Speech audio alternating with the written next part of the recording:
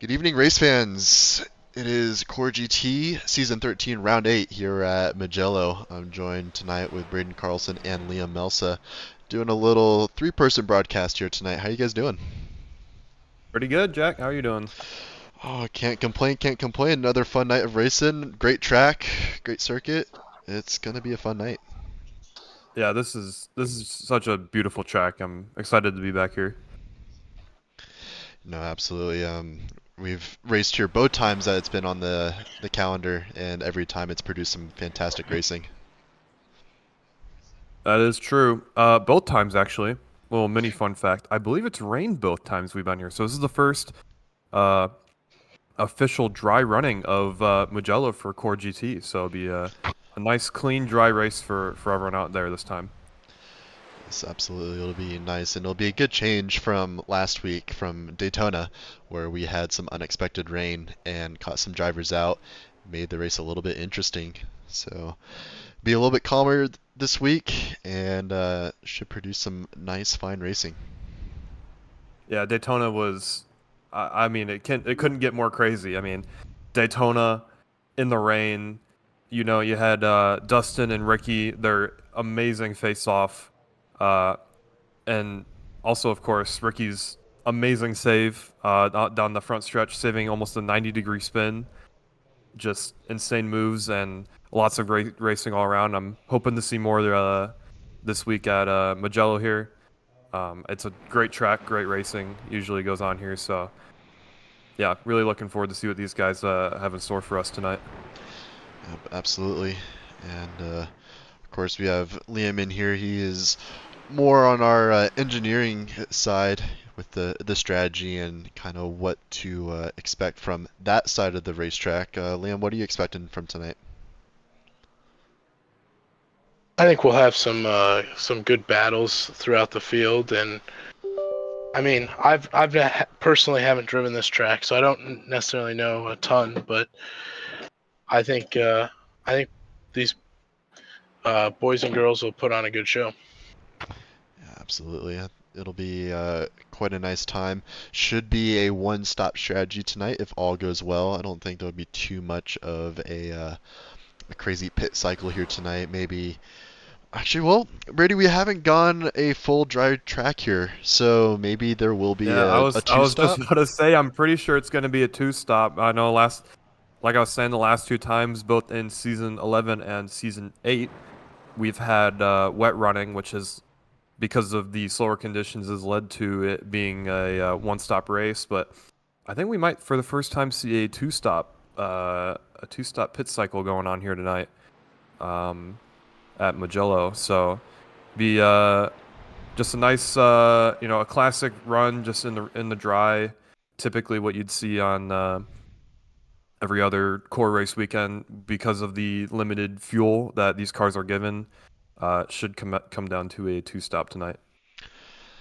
Oh, it should be interesting stuff then, getting the strategy involved. That might be what some consider the more boring side of the race, but it's racing nonetheless, and it's something that you really had to take into account for. Um, you know, like we've been saying, Mugello is going to produce some interesting stuff, especially like a two-stopper. We know Road America is similar with their layout on fuel, so some people might be running out of fuel by the end of the race tonight. And I mean, it all comes down to, do people fuel save? What does that look like? Like how much can you extend it? We've seen some tracks, like I believe Monza this season, very, very close on fuel. A lot of pit strategies and fuel saving strats going on there. Um, you know, it it's a big mystery because we don't know on Mugello. I'm sure the drivers by now have probably figured it out, like what their window is going to be, but just the lack of dry running here is kind of led some people into the dark going to this race. Just purely not having the experience of running this track on as a dry surface. So we'll have to see once this race gets started what the pit cycle comes out to be. Yeah, no, absolutely. It is going to be some interesting stuff here tonight. Um, we're gonna figure that out as we get there, but as Nick Terrell is starting to wind up this lap here, Brady, you want to walk us through kind of how this track goes and what's going to be entailed from these drivers here tonight. Yeah, of course. So we can hop on board here with Nick Terrell as he's coming around the final corner. This will be turn 15 here at Mugello. And that exit, very, very important. This long straightaway, I think it's close to a mile long, almost as long as Fuji's front stretch. Very important to get a good run onto this, because this is where a lot of your time can be broken or made up.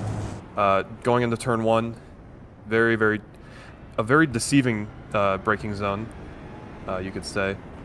And then heading into turn 2, turn 3, very, very important. It's interesting to watch these drivers use the track limits here. Mugello, you wouldn't think it, but you can actually get away with a lot of track limits here in Mugello. You can see Nick cutting the insides, using the curbs, using the runoff, getting and maximizing his exits. You know, it's all about where you can find the time here as he goes around turn 6 and turn 7. Just really trying to maximize where the track is. Right here, as he's going off, not an off track, so you can really get away with a lot. Especially, you might see drivers during the race as well dipping their tires in the dirt on that left-hand side at turn 9 there. Very, very important to, you know, keep the two wheels on in the circuit. As we have a run down here to turn 12. Very long right-hander. Also, again, very important to nail this exit as it leads into the 13-14 chicane here. Nice and tidy. Perfect. You can see again Nick using that runoff or that extra bit of the track all to his advantage to get the perfect lap time as he's waiting on the throttle, getting on the power all the way down to the front stretch. And that is the simple but daunting lap of Mugello. Absolutely, that was a very nice breakthrough of the track there.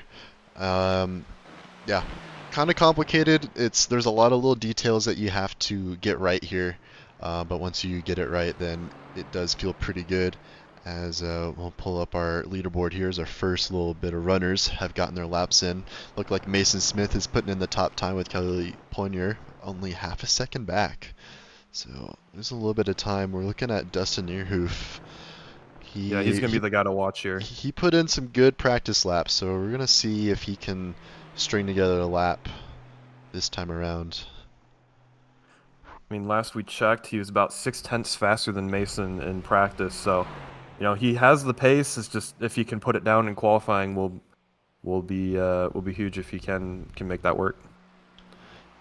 Absolutely, as we have a couple gold drivers splitting out the platinum drivers here tonight, so definitely a little bit interesting looking at, you know, where these drivers are in their divisions and how each division is going to be separated here tonight. You can pull up the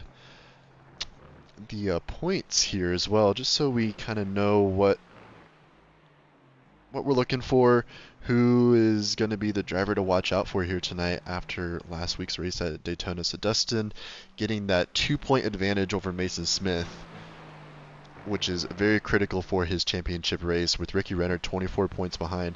Now he is in 5th place, so he's going to have to gain up some time if he wants to have a good starting position to get some points back for his championship. In the gold division, we have Nathan Nickerson leading by 12 points, and he is in 8th place with Herbert Pineda and Austin Diltz 12 and 16 points back respectively. I know we have Herbert Pineda there in 13th, and I do not see... Oh, Austin Diltz is 7th place, so shaking up the points battle here a little bit. We'll see if Austin Diltz can get ahead of Herbert Pineda tonight. In the silver division, we have Josh Anderson 22 points ahead of Josh Betts, so a nice little buffer with Bill Burrell 25 points behind Josh Anderson. Looking at our standings here tonight, looks like Josh Anderson and Betts are here tonight with William Burrell yet to put in a lap, but Josh Anderson is that one place ahead so far in the qualifying order. Your bronze division is going to be your tightest one to look at so far, with Alex Jaspers just 1 point behind or ahead of Fozzie Fazzillo and 4 points ahead of Tim Thompson. And it looks like we're going to be just about at that spot with Michael Pacone. Is that right? I think so. I think it's Aaron. Looks like Aaron Reed. Oh, this is what I can do here. I can do one of those. Well, I will say, the 2 championships so far, I mean, obviously, the bronze division, very, very close, only 1 point. And platinum, 2 points between the top 2. So 2 very, very close championships. Gold, Nick's got, or not Nick, Nathan has I wouldn't say comfortable, but he's got a good enough gap to where he can afford to have some mistakes, but of course not. Ideally, not any. And then Josh Anderson, I would say, is more of the comfortable lead in the silver division, with, I believe, 3 races left, including this one. A 22-point gap for your division is a very, very nice place to be at. So hopefully Josh can, keep his momentum up and should be able to take the silver division. Now for the platinum division, Mason and Dustin have been sort of neck and neck, kind of back and forth between the two. As we saw at Daytona, Mason had sort of a poor qualifying, so that put him on the back foot, but minimized the damage by coming up to finish. Oh boy, where did he finish? 3rd? I'm trying to remember now. It's been 2 weeks, so. And then Ricky, of course, jumping up to 3rd place to overtake. I should have this up. Nathan or Nick Terrell. It was Nick Terrell. Nick Terrell. Yep, he overtook Nick Terrell in the platinum division to put Ricky on the leaderboard there. And then, of course, Nathan having a good run at Daytona as well to help him with his gold division. So, it's a lot of, can these leaders, continue their momentum into Mugello, and can the runner-ups potentially dethrone some of these, especially in platinum and bronze? Can they take down and reclaim that 1st place in the division? Absolutely, it's going to be all to play for here tonight as we are around 8 of 10. So only 2 more rounds remaining in the rest of the season before we are on our winter break. So something a little bit like Formula One here tonight, Brady, where it's kind of coming down to the wire for some of these drivers' championships. Yeah, especially the Dustin Mason and Ricky battle, I think will be very, very, very close when it comes to our final race. So, that's definitely one to keep an eye on, and we'll for sure be keeping a close eye on that ourselves. So, right now, Christopher Hamilton, our special guest for this weekend, topping the charts, the 1:45.4, very, very impressive time. Mason Smith, the 10th off, 45.5. Dustin with the 46.0. So it looks like Mason finding some time, found a 10th from practice. That'll put him up to 2nd. So good job, Mason. Absolutely, and congratulations to Christopher Hamilton for your qualifying pole position. As we pull up your race results here tonight. So we have Christopher Hamilton on pole position, 1:45.462, like you said. 2nd place, Mason Smith. 3rd place, Kelly Ponyer. 4th place, Dustin Neerhoof. 5th place, Javi Sierra. 6th place, we have Nick Nickerson. 7th, we have Nick Terrell. 8th place, we have Michael Schwartz. 9th, Ricky Renner. And 10th, we have Austin Diltz. In 11th, we have Nathan Nickerson. In 12th, we have Herbert Pineda. 13th, we have Josh Anderson. 14th place, we have Michael Pacone. 15th, James Molyneux. 16th, Morgan Smith. 17th, Josh Betts. 18th, Alex Jaspers. 19th, Aaron Reed. 20th, John Crane. And 21st, Tim Thompson. And last but not least, 22nd with Bill Burrell. Nice. Solid lineup going in tonight. 22 drivers take the grid. So decent showing from the field. We've seen bigger, but we've seen smaller. So a good solid GT size for tonight. So very content with for tonight. as we will get all of my little gadgets going here, all of everything for you guys to kind of see who's where and who's leading on the track. So Christopher Hamilton on pole. We'll get a nice little sight lap as these drivers sitting here at the grid and do their warm-up lap before we are green here tonight at Mugello Raceway. Which is interesting here is Mugello. It differs per track, but Mugello you get a full warm-up lap here, so plenty of time to get some heat into the tires. Very important when going down to turn 1 because it can catch you off guard. It's a very very long right-hander, so applying that power down on cold tires has a tendency to get these cars to kick and spin around. So if you take advantage of this lap and get some heat into the rear tires potentially, and hopefully set you up good for when lap 1 comes around. Yep, exactly. It is a 3-mile track, a little over 3 miles, so they're going to have plenty of time to get their tires warm, get everything they need up to a decent look at them already. Yep. We're getting those tires up to temp, so. Absolutely, it's going to be a nice big grid coming in to turn 1 right here. We're going to hopefully not see anyone go too crazy, as turn 1 at most of these races can be crazy, but the drivers here in core, they're, I would say for the most part, very, very respectful when going into those situations. Every now and then you get a little bit of contact, someone just judging something a little bit wrong or wanting to be a little aggressive on turn 1, but not like the iRacing open lobbies where it's just some No. some random guy just wanting to go into turn 1 and say, you know what, brakes aren't for everyone. No brakes. Yeah, I mean we'll see what happens. It's a decently wide turn 1. It's got a bit of runoff, so you're not immediately in the dirt. So you kind of get a bit of a leeway there, and you get about I think 17 incident points. So you can use a little bit there in turn 1 or lap 1 and just kind of get some elbows out, maybe make up a few positions or keep it safe, and maybe save some incident points for later, or it's up to the drivers. So we'll Absolutely. all will come undone in about half a lap's time. Absolutely, as we're just gonna kind of come down the field a little bit, viewing each of our drivers' views out of their cockpits here tonight. I think the Ferrari has the best cockpit view because of the fenders. It comes up in a nice way with the fins coming out for the air to come out. It does look good. It looks really good, and I bet if we get the helmet cam, you can kind of see a little bit more what I'm talking about. Where it's just kind of looks a little mean. Yeah, like a fierce little kitty cat just wants to bite. So we'll see who's running that Ferrari there. That was Michael Schwartz. Michael Schwartz got a rep in once you're in Italia. Italy. And well, actually, fun fact, if I can throw this in here, there you go. Ferrari actually owns this track. This has been owned by Ferrari since I believe 1988. So a good little while of the Scuderia owning this beautiful track and maintaining it, and even hosting the 2020 Tuscan Grand Prix here a few years ago for Formula One. So a nice little showing there from I lost his name. What's his name, Jay?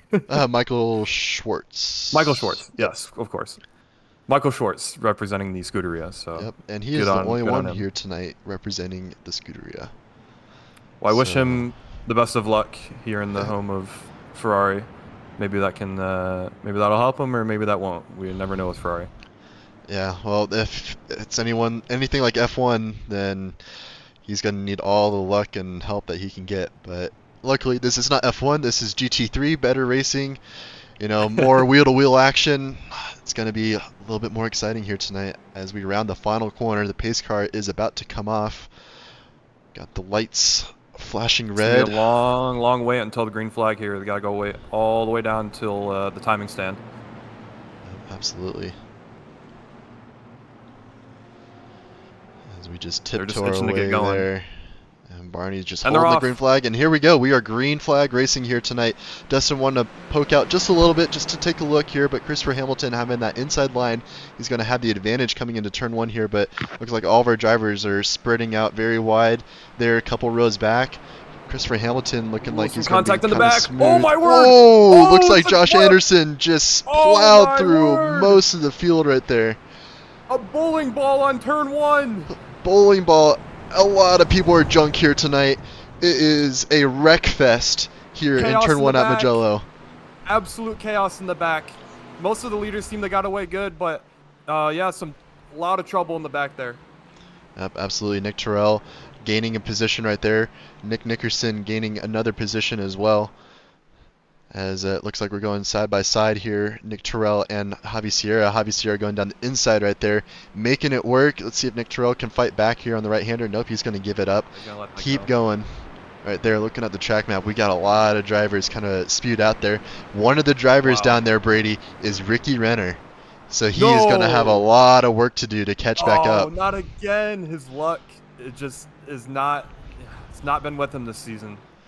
No, it has not, but we've seen him do it before at Daytona. Let's see if he can do it again here at the dry track in Mugello. It'll be a miracle if he can make that up. With I don't know how much damage he got from that incident or what, but it'll be a challenge for sure. Yeah, absolutely. And once this race kind of calms down a little bit, we will take a replay at that absolute send from Josh Anderson. Having a look around the outside. Don't know if it was his fault with Josh Anderson. Out there. Kind of. Oh, he's hooked making up. it work. Making a move on Tim Thompson. Thompson. A spin in the gravel there. Someone was spun out in the grass. Who's that? That was Nick Nickerson. Nick Nickerson, yeah. So, yeah, a couple platinum drivers here at the bottom end of the field already. A lot of early trouble from some of our platinum and gold drivers. Very surprising. As we see Michael Picone. Take a look on the inside. Yep. Gonna get the 2-for-1 deal here. As they're going almost 3 wide. Decides to back out of it. Michael Picone still hanging in there on Alex Jaspers, but not quite there. His front bumper is looking a little disgruntled. You know, it looks like it has a little bit of an angry lip at the bottom. So that'll help hurt his performance just a fuzz, but not enough to really make a difference. Under pressure from Nathan Nickerson, as he had a little bit of a look. Or that was James Molyneux, sorry. James Molyneux having a look on Nathan. Couldn't make anything work there. Absolutely, a nice little... As Nick is also looking at Javi. Right here. Maybe make a move. Guess who? Dustin Neerhoof is getting right up on the back of Christopher Hamilton. Wonder if Dustin just had a tricky qualifying trying to get a lap together. But looks like he's figured something out and gained a couple positions. Christopher's kind of, I wouldn't say out of the picture, but he's not really in the championship fight. So you can almost, I wouldn't say pretend he's not there, but it's points-wise, it's not going to matter to Dustin if he's in front of him. He could use the extra points, but it's not like a devastating blow for him to run in second right now. So no, absolutely, he's ahead of Mason, and that's all really he can do. As he's making an inside move on the final corner on Christopher Hamilton right there. Nice. So he's going to get that extra position, spacing them back. So that's going to really help his championship points right there. Yeah, any little point that he can get just to build that gap to Mason. Mason's sitting in third right now, so also doing a bit of that damage reduction in the per the championship. But he's got a Christopher Hamilton in between them, so helping out Dustin in that way. In Dustin's case, this is working out perfect for him. He's got Ann Buffer right there, and that's going to really help his championship protagonist points right there. So we're going to keep a look at some of these battles right here going on. Looks like Nathan Nickerson and Nick Terrell getting pretty close right there, but looks like Nick was gaining, but looks like that gap is being pretty marginalized right now.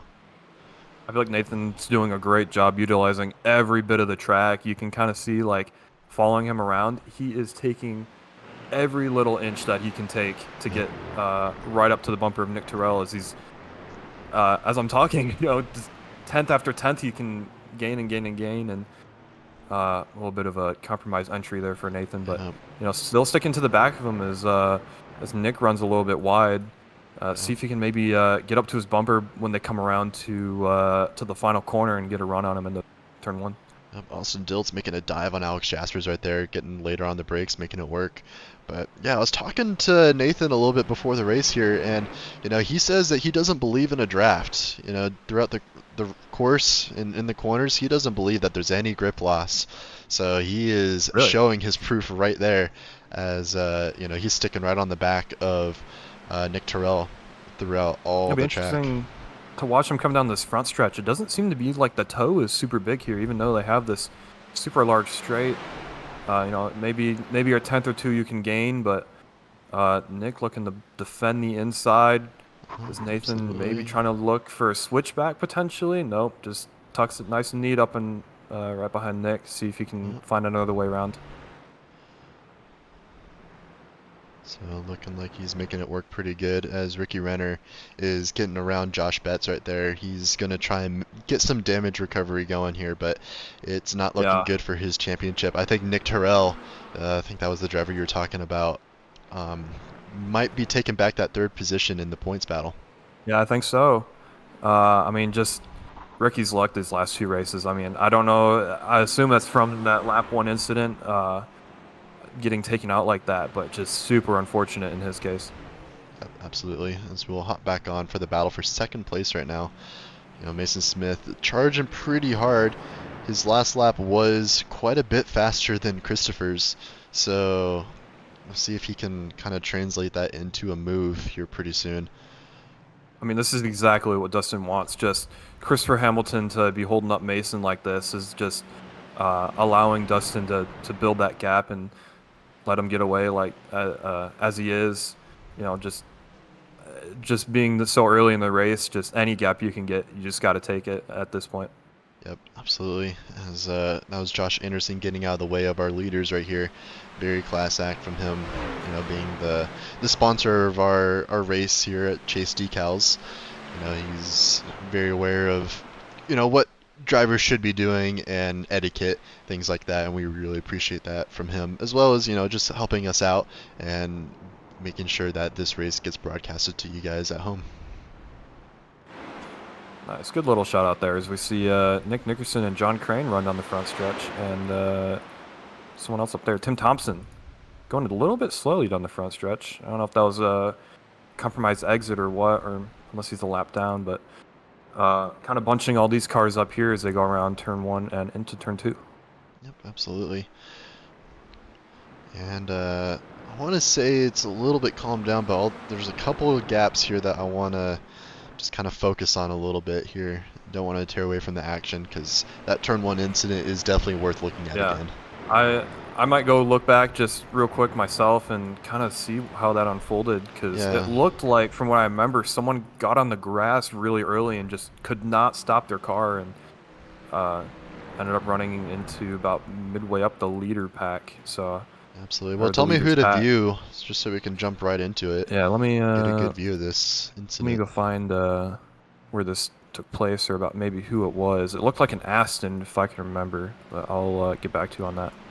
Absolutely. As we continue to look at Mason Smith, just hanging back on Christopher Hamilton, with a driver of Mason's caliber, you have to wonder if he's going to be, managing that gap a little bit. Just for fuel-wise, it's still a long race. We mentioned that there might be a 2-stopper here tonight, so that might be a cause for wanting to hang back in that draft area.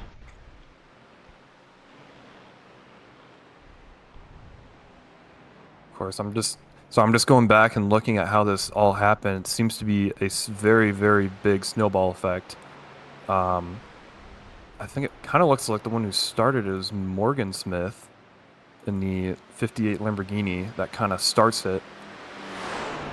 Of course, you can cut away to whenever you get chances. It looks like there's a move being made by Ricky here. Ricky Renner diving into turn 1. Tim Thompson knowing that Ricky is in the Platinum division, so he's going to kind of get out of his way and not really hold him up too much. So it's going to move both Ricky and Nick. It seems like they're working together a little bit, moving their way back up the field.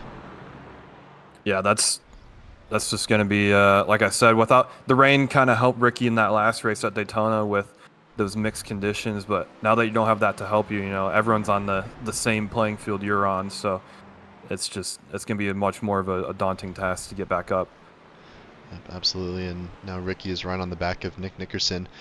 And two completely opposite cars here, one rear engine, one front engine, and all trying to go up against a front engine Mustang up there. So we'll see what the difference is, but I think Ricky might be wanting to make a move here on Nick here soon if he can't get close enough to Bill Burrell. Itching to get by Nick here. You can see he's all over the back of that Porsche. Ooh, we have a spin from Javi right there. Looks like he just towed to the pits. Oh, that's unfortunate.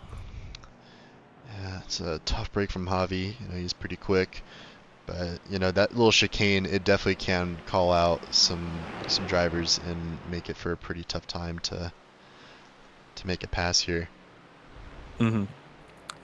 It's just all about finding out where and when you can place your car, and just very important on this track. Absolutely. Bill Burrell moving to the left side of the track immediately. It's going to allow Nick and Ricky to come on by without a draft, but I think Nick for sure has more momentum coming out of the final corner, so he's going to be set up really well for this turn one. And Ricky Renner, he's probably going to dive it in. Going to go too wide for sure. And yeah, he's nice going to make easy. it work. Yep. Very nice. No right drama. there. Really letting them by. Nice.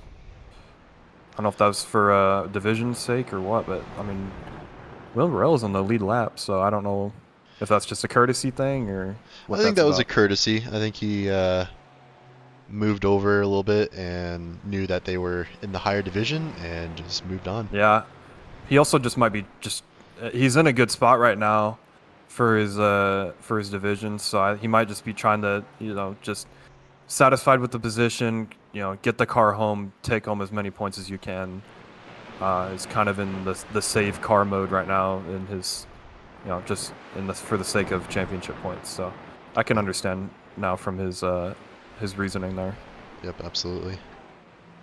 So we'll keep an eye on this. We'll see if Ricky can or wants to make a pass here going into turn one, and if not, then I think we can jump to the turn one incident here. Got a chat saying, want to say it was one of our drivers here from tonight, saying that his frames dropped to 1 again, and looks like a pretty good system you got there, and just some unfortunate events that transpired. So yeah, like I said, once we take a look at it, it's kind of a snowball effect, but yeah, I mean, if it's stuff like that, hard to prevent it. Stuff happens, so. Yeah, absolutely. As we have two drivers to look at coming into turn one right there. Looks like John Crane is actually pushing Tim Thompson along, so I don't think they're going to get a pass there, but looks like Ricky Renner got by Nick Nickerson pretty easily right there. Not too much drama, and yeah, looks like John Crane is just pushing him. And Tim almost hit William Burrell there. Got very close, had to back out of it a little bit. Ooh, it was a spin from Michael Pacone. Michael. He spun it. Yep. Let's see. I can do a little. Watch on entry? I don't know. I don't know, just looking back on this, like on exit, just the front of the car, or rear end of the car, just kind of steps out. So, Absolutely. A bit more front end damage for him. That's a tough break right there. Let's see. I think we can hop back to this turn one incident right here. Let's see. If you can, I'd go back to Morgan. Yep, Morgan Smith. And just, maybe go back and slow-mo it. Yeah, absolutely. We'll do a far chase here too. We'll get the big drone out. Yeah. And so if we go behind Morgan here.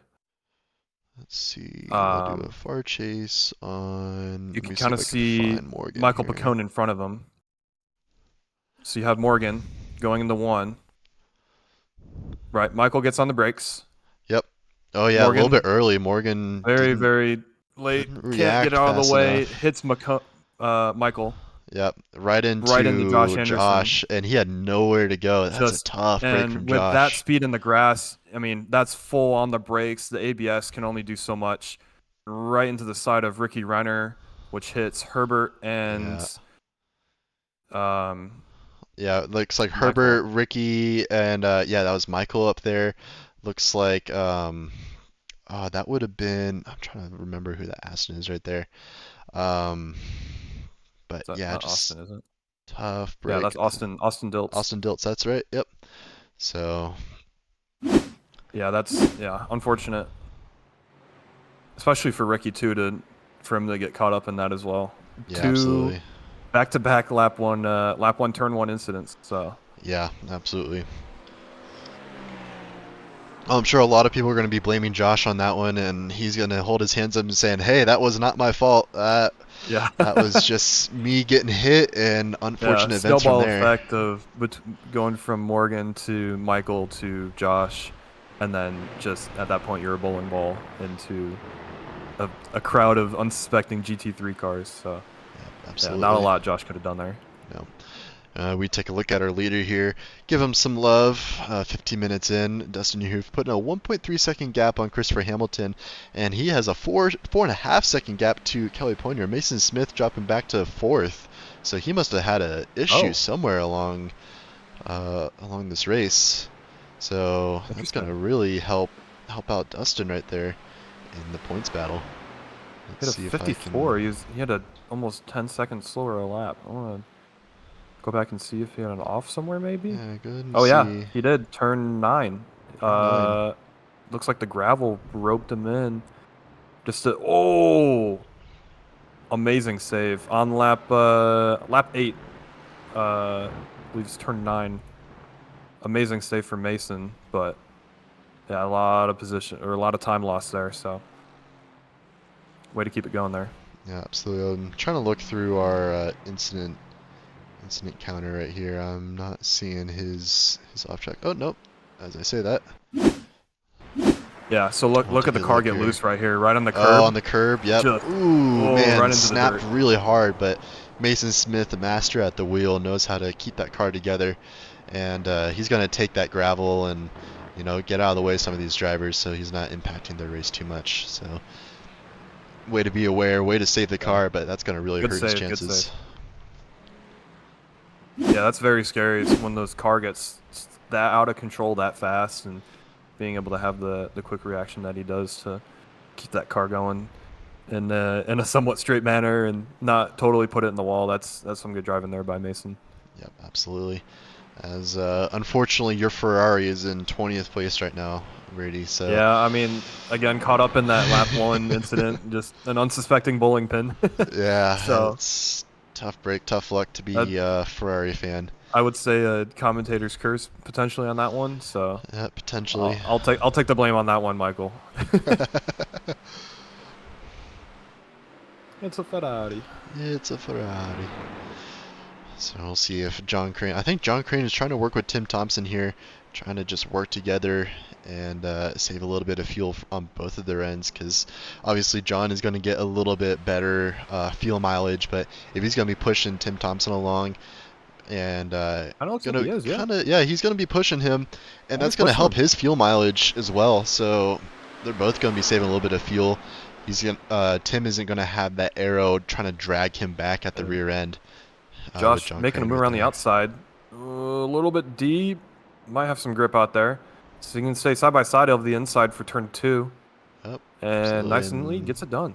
Yep, getting a little bit on the curbs there, but enough for the Porsche to grip. That rear engine really helping out that rear end, and just so he can't lose it. But with the Porsche, once you do lose it, you're going for a ride. There's no saving it, but it takes a Very little tricky bit car more to to get save, there.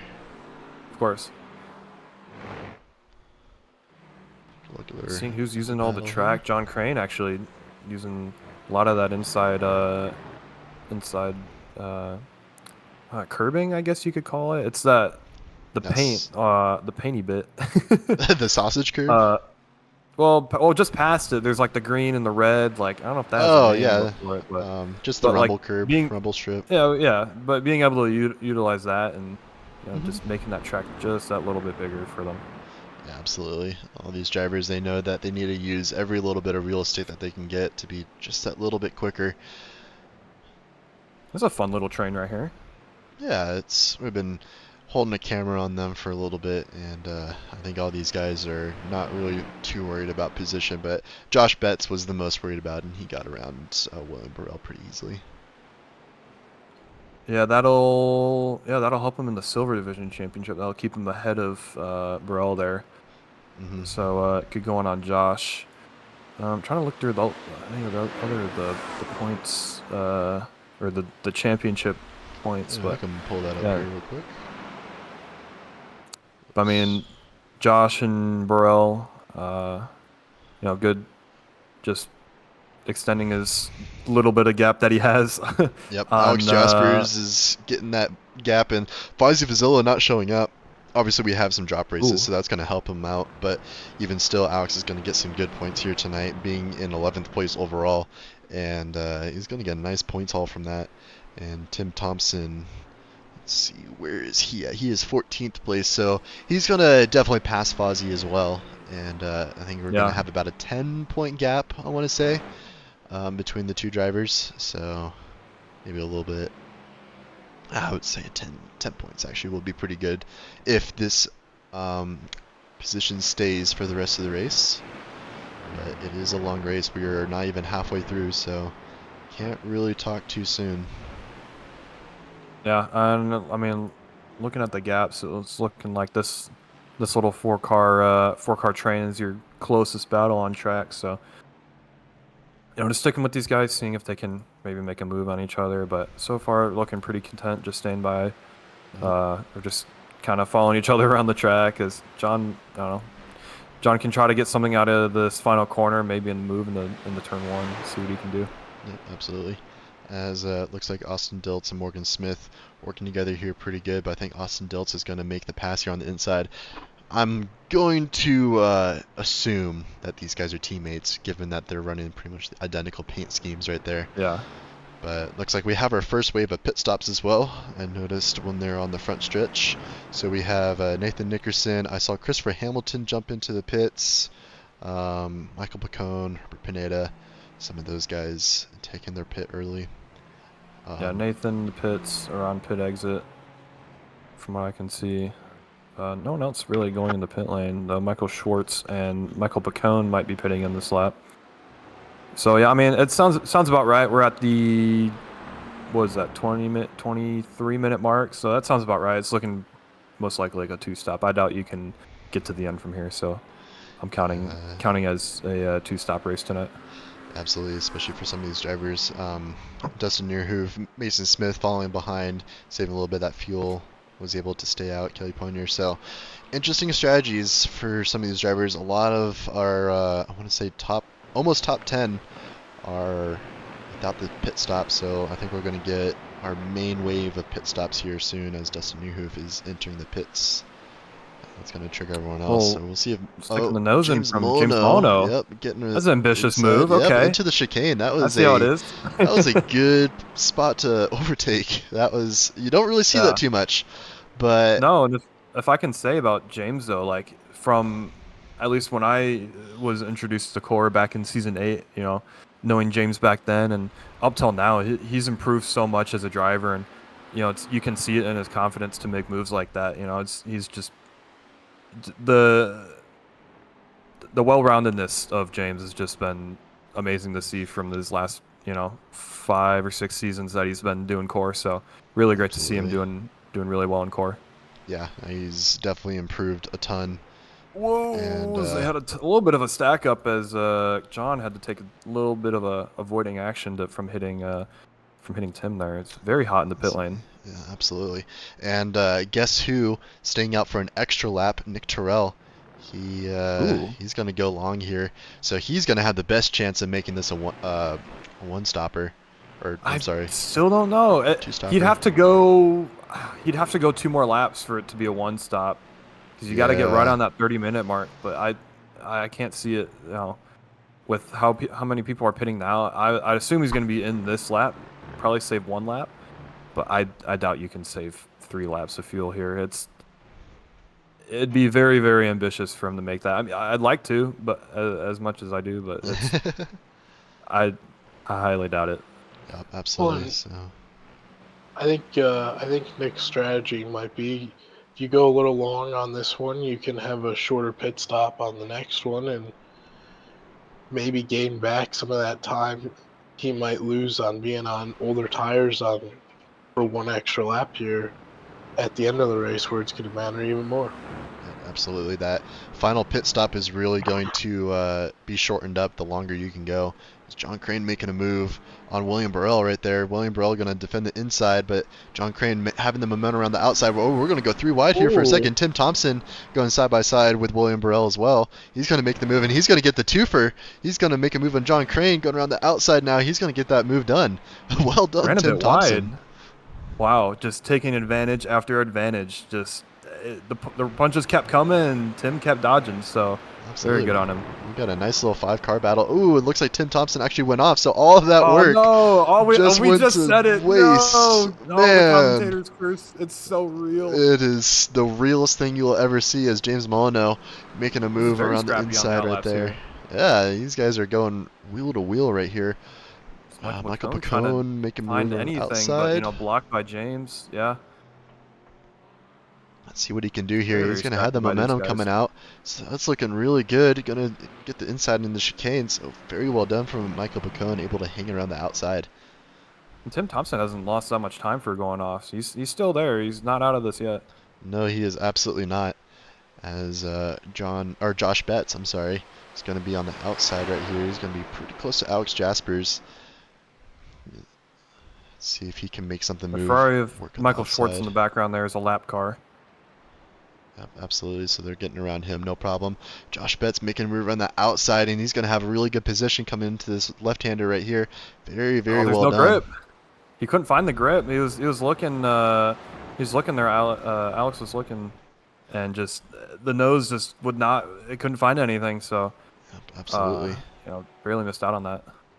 As it looks like, I think Alex Jaspers took some tires. He's a little bit slower in that pit stop, so maybe he took some tires. Going to have a little bit of a slower couple laps here, but he's going to have a bigger advantage in the later part of this race. Yeah, I mean, just counting on that, like Liam was saying, that shorter pit stop in the end. Maybe you don't take tires at the end of this race if you can go that long, and save those tires. You could save a bit of time though, even though it doesn't. You don't lose time in the pit box for taking tires. That whole, lap and a half you have to do on cold tires. It could be sacrificing some precious time there. So maybe you don't take tires. Maybe you do. We'll we'll have to see when this next pit stop comes around in about probably 10 minutes, 15 minutes time. That sounds about right.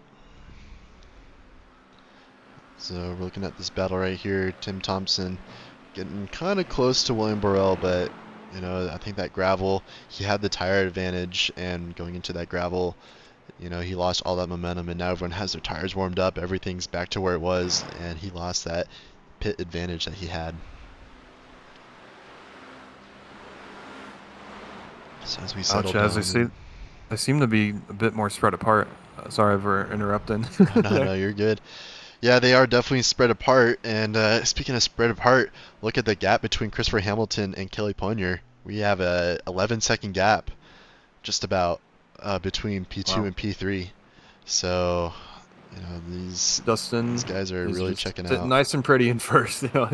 It's an almost perfect race for him. You got a nice gap. You got Christopher Hamilton that's holding up your main rivals of Kelly, Mason, and Nick. So I mean, yeah, I couldn't ask for more if I were in Dustin's position. No, absolutely. As he put in some good time on that final corner right there, increasing the gap a little bit to 3.5 seconds. So looking pretty good right there for Dustin. He's going to have a nice little points buffer, but Mason Smith is getting pretty close to Kelly Ponier right here. As they go down the front stretch, he's going to have a nice draft. But two Astins, same power. He's just relying on this draft, and maybe he's going to make a move down the inside. Maybe he's just going to be saving his fuel, biding his time. Yeah, he's probably looking for a better spot. Maybe just get all over the mirrors. Kelly there, just maybe try to force a mistake. Force something. Maybe try to save some tires and just play the mind games here. I mean, you never know with Mason. He's a very very content driver. I don't, you know, it could be 100 different strategies going on in his mind right now. Yeah, absolutely. As we just saw Tim Thompson finish the move on William Burrell right there. He's going to get ahead pretty good. William Burrell was trying to look on the inside there, but judged that was going to be too much of a send, so just going to file right on back. Is any moves down into turn 1 here? No, John just keeping it nice and calm in the 1. Yeah, but he went a little bit deep right there. That's a bit wide broke there. A little bit late. That's going to allow James Mullendale to sneak around, go around the outside here on turn 2, and that's going to be job done.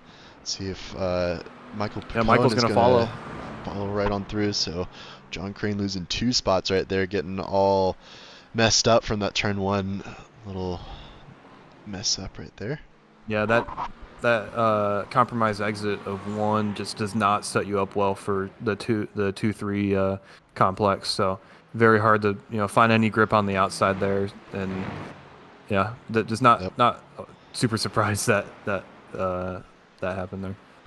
Yeah, it's unfortunate, but it's hard enough messing up turn 1 without a car there. So when you have 1, let alone 2 cars, it's just gonna make you think about every little thing times 2, so, or I guess times 3 in this case. John's looking really quick in this third sector, really getting on the bumper of Michael Picone here. Absolutely.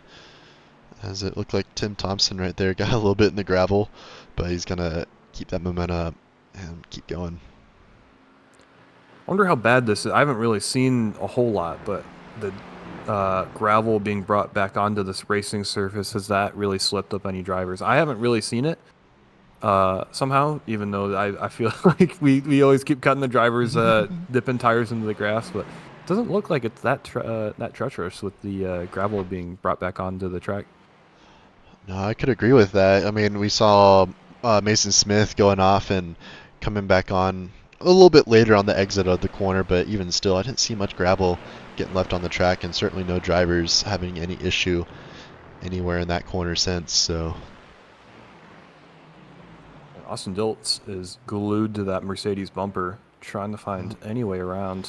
And Nathan Nickerson reclaiming that gold lead, so he's going to have a pretty happy smile on his face for points-wise coming into the final 2 races if he can hold this position. But we'll see if Austin Diltz can challenge that, since I think he is right there for the points. Let's take another look at our point standings right here. Austin Diltz is 16 points behind, so this is going to draw him a little bit closer.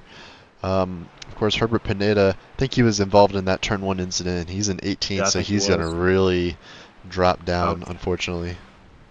A lot of our championship contenders caught up in that lap 1 accident. Just yeah, absolutely. Some of the heavy hitters, taken out early.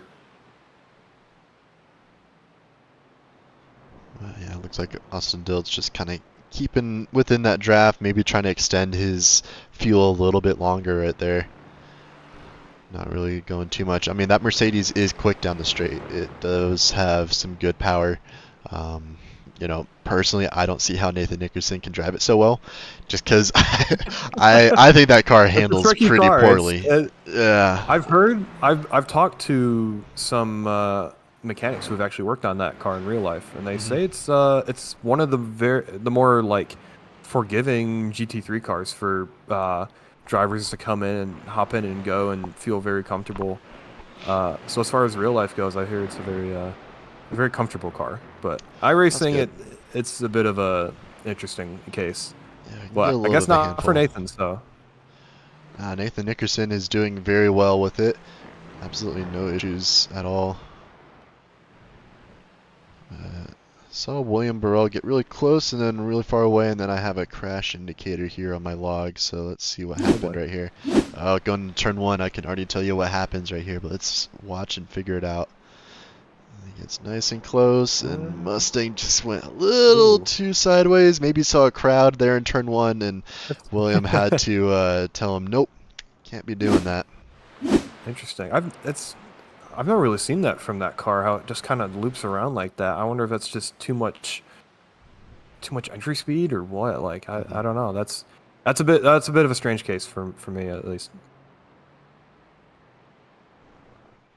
Mason Absolutely. now is kind of caught up to Kelly here. I've been watching this battle on the side here, and it seems like it's a bit of an accordion effect where Mason catches up and then Kelly pulls away and then Yep. Mason catches up again. But this is about the closest they've been in the last 2 or 3 laps here. So see if Mason can try to make any move here while he's back up to the bumper of Kelly here. Yeah, absolutely. Well, I can tell you right now, Mason was the fastest out of any driver that last lap. So he is definitely trying to make some moves, but it's only between, Mason in fourth and first and second, there is only 8 thousandths between the three of them. So they are running eerily similar times. Of course, Mason didn't even Mason have that and draft. Kelly? No, between Mason, Dustin Nierhoff, and Christopher Hamilton. Both of really? them running within that 8 thousandths. Yeah, so at that rate, you're going to be it's going to be tomorrow by the time he catches up. So, Yeah, absolutely. I don't think there's unless there's an incident of some kind. I don't think there's going to be a way around his. Was that Nathan letting him by, or It looked like it. Looks like he just pulled right out of the way and let Austin do it. So maybe he wants some He might draft. have had contact. He might have had contact and redressed it, and instead of getting a penalty. Oh no, he went off. Through the chicane of turn 11, it looks like he hits the sausage curb and gets wide. And then it's a slowdown. No, it's a slowdown for Nathan. That's how he got. That's how he got by him. Okay, so he's gonna have some work to do getting right on ahead, but that Mercedes that we were talking about having a lot of power down the straight with the advantage of the toe. So he's gonna push him along. Is he gonna have a look? No. Okay. Wow. All right. So he's He went gonna off early. He's gonna have the same fuel advantage that Austin was getting earlier. So he says it's my turn now, and gonna go hand in hand with each other. Looking at the chat, guys talking about being in the gravel. It will definitely affect the performance of these cars, but yeah, it's not too much of a difference. If it was mid corner or somewhere sketchy into a tricky braking zone, that would definitely hurt them. But usually on exit of a corner, it's not too scary. Plus, these drivers are pretty well in tune with their cars, so even if that does happen, they can save it most of the time. So we'll hop back on. I mean, the gravel, it's an interesting case. I mean, like, what's his name? Daver was saying. Like in the braking zones, you'll definitely feel it. That ABS will just like kick your butt. Oh yeah, absolutely. In terms of just like it doesn't do anything straight on, and on at the apex, if you're especially in a higher downforce corner or higher speed corner, you'll definitely feel that car kick out, and just it's like a patch of black ice, you could say. So depends how you hit it for sure, but very, very unpredictable in some cases. Yeah. You're absolutely right, especially when you get to the higher speeds of some of the cars out here, like the GTP, for example. That car. Oh yeah, that'll throw you in the wall for sure. Yeah, you have to be really careful on it. I know you were driving that here recently, and you're gonna be doing it again here soon. So yeah. Little advice: keep it out of the gravel. Watch out for gravel. Gravel sucks. Yes, absolutely. Yeah, watching these guys are going pretty good. Dustin Nierhoff. The Mason Kelly battle and the Nathan battle is kind of our two closest. Yeah, those are our two closest ones for sure. Looks like Dustin Nierhoff is pulling a 6-second gap on Christopher Hamilton. He's just kind of losing some pace. Kelly Punyer 8 seconds back now from Hamilton, so he's just kind of losing some ground. But 8 seconds is still a lifetime in racing, so he's got plenty of time to just kind of make some mistakes. Not really worry about what's going on, and run his own race. Yeah, I mean, at this point, you can only look ahead, right? Like, just turn out some laps and wait until the race is over, and maybe don't exactly tune out, because as soon as you start to do that, it's you're making mistake after mistake, and then next thing you know, you got you got a bunch of cars behind you, like, hey, come on, man, get out of the way. Yep. So, I wouldn't tune out, but you got a little bit of breathing room there. But I wouldn't say it's fully time to relax. Yep.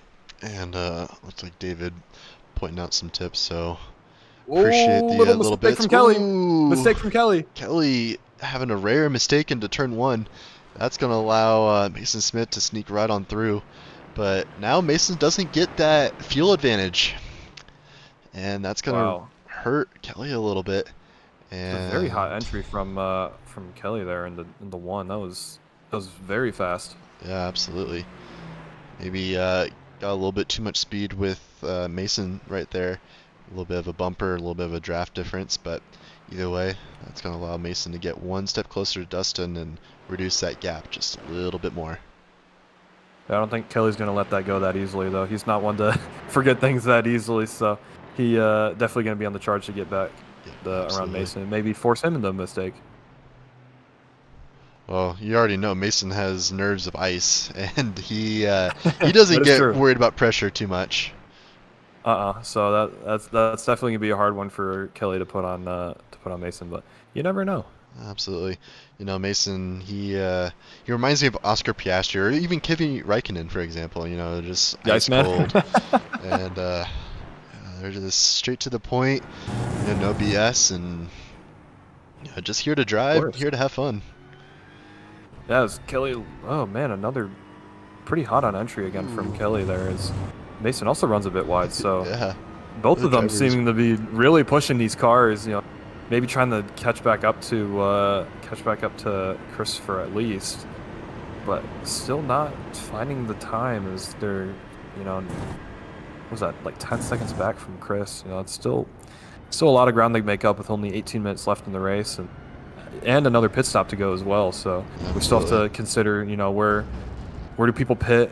What's the tire strategy going to be like? If you can go long, maybe it'd be worth it to not take tires so you can skip that warm-up phase, but then you also risk having more worn tires by the end, or maybe you do take tires or only take 2, or you could do a lot here. So yeah, absolutely. And these guys, I think we're going to see the first wave of pit stops this lap. I think the first few drivers that pit earlier, it'll either be this lap or maybe the next lap, but I'm expecting we're going to see some of that pit stop action here very soon. But like Liam said earlier on, we're going to have a shorter pit stop. Josh Anderson's already pit. Yeah, we have a couple drivers here pitting already. We have Herbert Pineda, Michael Picone, Josh Anderson, Michael Schwartz. Looking like they came in all for their second stop, so.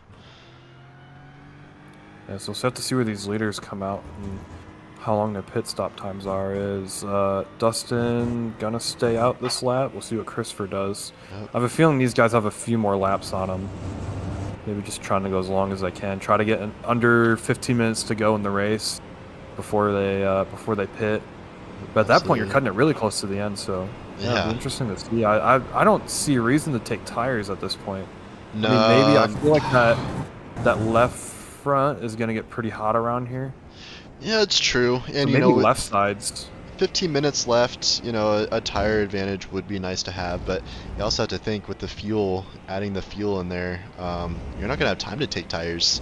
So some of these drivers are just going to want to fuel. I think you will though. I mean it's a short stop, but I think if you only take 2, I think you'll be fine.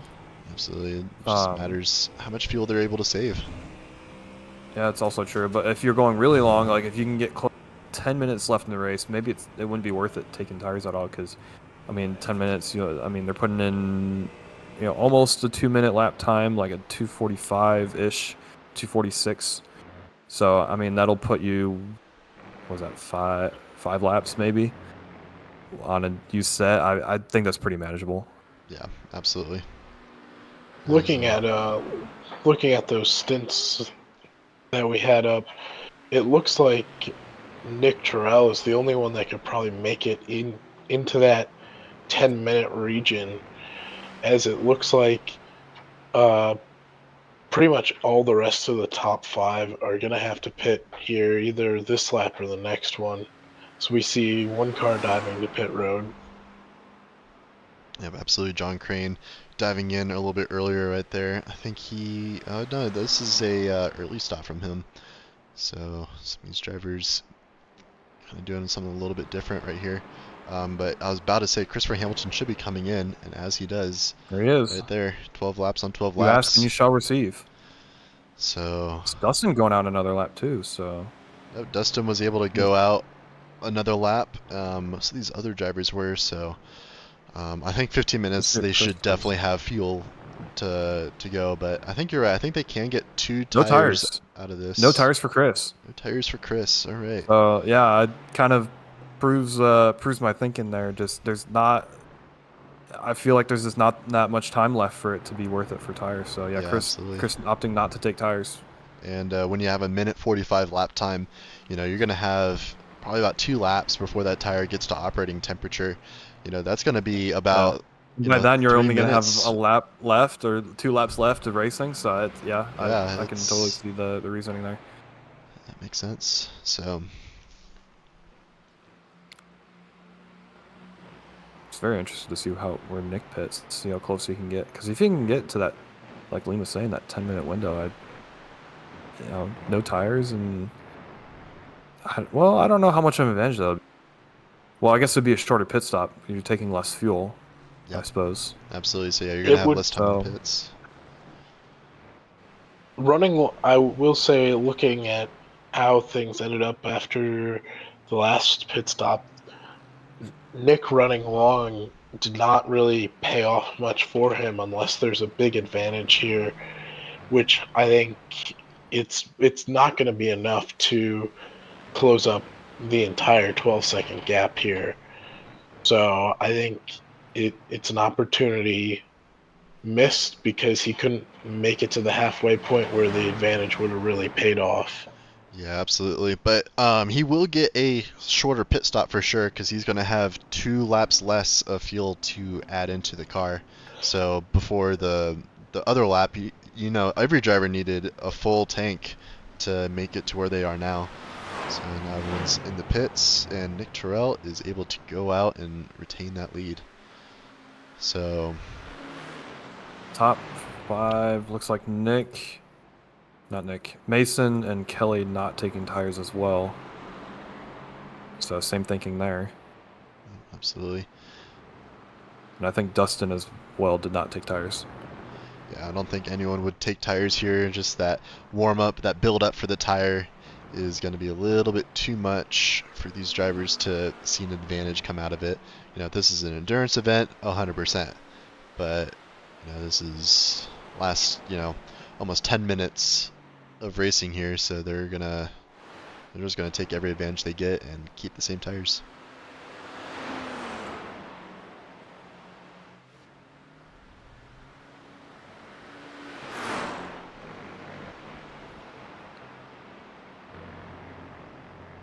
Hate to be the bearer of bad news, but the Dallas Cowboys just blocked the Lions field goal.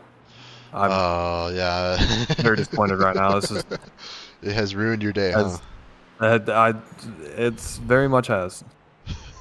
Though we are leading, so. Sorry for that important important announcement there. You know, breaking news. Brady's team is now gotta losing. Let the people know. Not losing, just disappointed. Well, knock on wood, they'll keep ahead then. As speaking of keeping ahead, Tim Thompson is going to try and keep ahead of John Crane right here. Yeah, John Crane getting a nice exit. He's going to be right in the draft of Tim Thompson. So we'll see if he's going to push him again like he has been all race, or, you know, with this last 10 minutes of the race, is he going to try and make a move here and get that position? I mean, might as well, right? Be late on the brakes. No, braking a little bit early. Yep, he's going to be lifting here. Maybe he's just trying to size him up, but nice, he's going to go wide. Oh, you could have had that, John. Come on. You could have had that. It's both a bit offline in the 2 and 3. Oh, and a bit of a curb hop from John. Yeah, John. A bit wiggly on exit. But nice save right there. He's definitely going to lose a little time. John, you could have had it. We were this close from greatness. We were this close. Just a little bit later on the brakes. I believe. Absolutely. Whoa, very wiggly from the McLaren. I wonder if he took tires, just trying to get them warmed up. Absolutely. As looks like Nick Terrell is going pretty long on this stint right here. Yeah, he's hit that 10-minute window in about 5 seconds time here. So He's perfectly well done. Let's see if he can gain any time from this. I'm very interested to see how this will play out. Because I think he was running in, I believe, fifth. I think it was fifth he before the was pit fifth. cycle. Yep. So we'll see what that looks like. I don't know how long the pit stop cycle here is, but if it's about 25 seconds, he'll file out right between Kelly and Astin, P5 again. Yep. So the full pit stop time, including the pit lane, is about 42 seconds, if I had to guess. Oh, was it 42? Oh, so Yeah, I might file a bit further back then. So we'll see where he ends up at. Stop time should give him about 10 seconds. So. Because he's in this lap? Yeah, he is coming in this lap. So we'll keep an eye on that. No tires, just gas. Yep, doing the Lightning McQueen strategy, as Dustin Newhoove is now going to come back and take that lead back. Yep, there goes Dustin. See where Chris is. When's he going to go by? He's going to come by right now. There's Chris. And Mason Smith Nick is in the box. Not too far behind. No tires, like we thought. Absolutely. Kelly right behind. Mason right there. Austin Diltz rounding the final corner. So this is going to be kind of where it counts. Nah, he'll have that. He's got that. Yep. Right. Yep. Right in that window between Kelly and Austin. So. Yep. Files right back to fifth. Nothing. Absolutely. Yeah. The field strategy not really. I mean, sort of helped him out a little bit, I suppose, but not as strong as we've seen it in the past. It was worth a try, but I applaud the effort. I would say that Liam called that one. Yeah. I think looking as he gets back up to pace here, it's honestly going to be a disadvantage. We're already at basically the gap he was before the pit, and we're not even up to the point where his tires are back up to a point where the little bit of cooling off while sitting waiting for fuel is really come back in, and we're still at basically a 12-second gap, so no real difference. Yeah, unfortunately from Nick, I'm sorry, not really making that move, but Kelly Poinier, you know, he's still within a second from Mason, but you know, he needs to be, you know, negative a second from Mason. Negative a second. So in front. Yeah, you know. Oh yeah. Needs that little bit extra to get by, but you know, still 8 minutes left in the race. Anything can happen. Anything can happen. We saw Mason's mistake earlier in the race where he went wide on turn 9, or just before turn 9, I should say. So, yep. You know, there's a possibility. I wouldn't count his podium out yet, or for Kelly. So. Oh, absolutely. But no. It is going to be interesting. I am rooting for Mason here a little bit secretly for the sake of the points battle, making it a little bit close. But you know, Kelly is definitely getting a little bit closer right there. He is now 3/10 back. And of course, this is going to be a hard spot to try and make a pass or even follow behind someone in this first 2 sectors. Honestly, nice and tight and twisty. So. Especially with these old tires, it's going to be a lot harder to find that grip to stay close. So we'll see what Kelly can do, but he's still within that 2 second, a little bit of a bobble. Yeah. Or 2/10, you know. Not letting go, not letting this go that easy. No, not at all. If he can produce that same, you know, reduction of the gap that he did last lap, then he might be in a good shot to retake 3rd place here. Yeah.